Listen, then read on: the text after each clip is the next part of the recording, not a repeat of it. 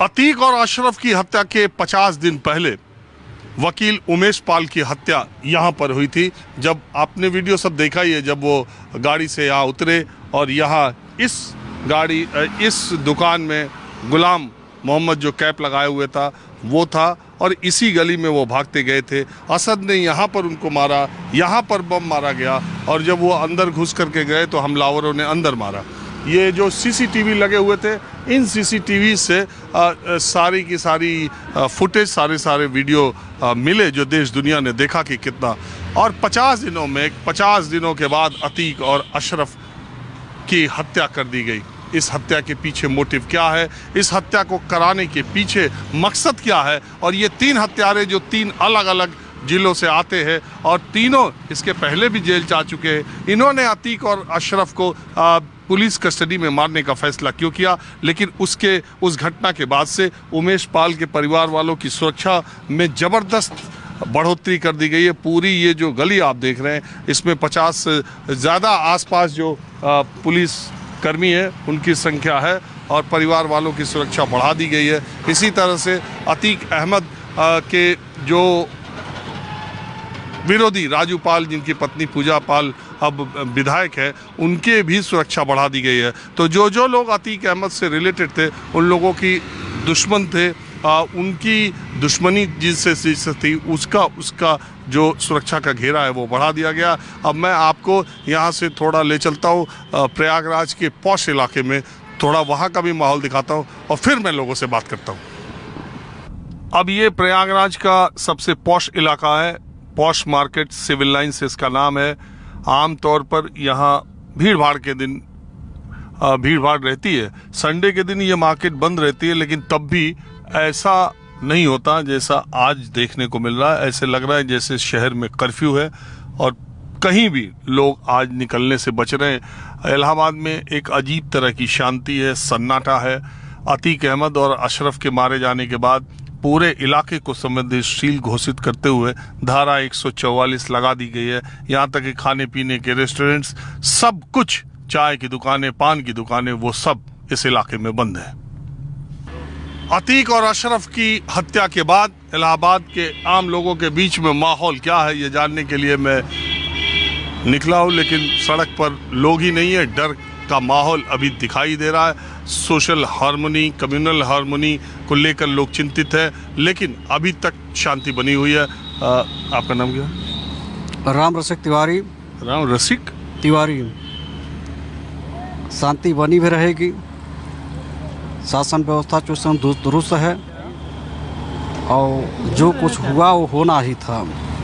होना ही था मतलब? हाँ, होना ही था। क्योंकि पुलिस के लापरवाही नहीं है। नहीं, पाप का घड़ा भर गया था।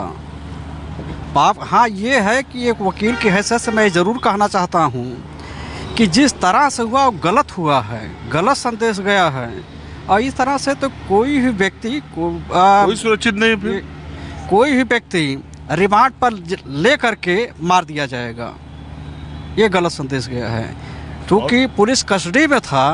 देखो राम रसिक जी, एक खतरा जो है कि अगर पुलिस की कस्टडी में, पुलिस की यानी खाकी से अगर बदमाशों का, इन शूटरों का कोई डर नहीं रहेगा कि 18, 20, 17 पुलिस वाले वहाँ पर है, बावजूद इसके अपना घुस के गोली मारने, जैसे मालूम रहा कि कोई खौफ ही उनके दिमाग में नहीं है कि इसका अंजाम क्या होगा।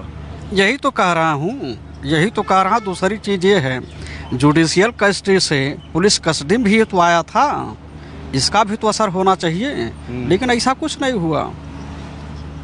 वो कहीं कहीं से गहरे राज हैं इसमें। कहाँ तक आप राज खोज पा रहे हैं?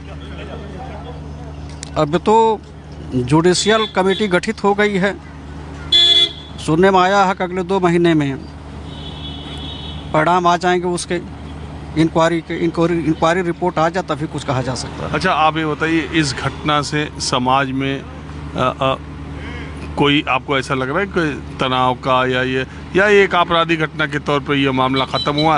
एक अतीक अहमद एक अध्याय था जो ख़त्म हो गया, बस यही सही है। अतीक अहमद के एक अध्याय का खत्म हो गया है, बाकी और कुछ नहीं है। जो एक पर्याय था अपराध का वो ख़त्म हुआ है। आप क्या मानते हो भाई साहब? किस परिप्रेक्ष्य में? ये यार सब रामायण हो गए, पूछ रहे सीता किसकी पत्नी थी। इतना देर से हम बात कर रहे हैं।